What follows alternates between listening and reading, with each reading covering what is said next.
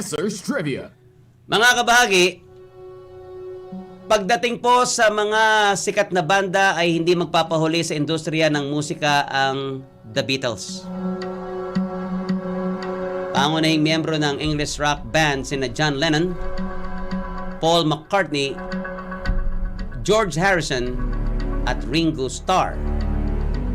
Top 5 songs ng grupo ang A Hard Day's Night, A Day in the Life, Yesterday, Strawberry Fields Forever, at Something na mamaya po ay bibigyan kayo ng sample ni Glenn Luterte. Dahil po sa kanilang kontribusyon sa industriya, bawat miyembro ay ginugunita at pinaparangalan sa iba't ibang paraan sa paglipas po ng mga taon. Gayunman, isa dito ay minalas na humantong sa masaklap na pangyayari. Taong 2014 ay natuklasan na ang isang puno na dedicated para kay George Harrison ay nawasak at sinira ng isang klase ng salagubang o beetle. Katunayan na luray ng gusto ang kaloob-loobang bahagi ng naturang puno na dahil sa pagkakapeste ay naampaw ng gusto ang katawan. Dahil dito napilitan po mga otoridad na ito'y palitan ng bagong klase ng puno na mas matibay sa kulisap.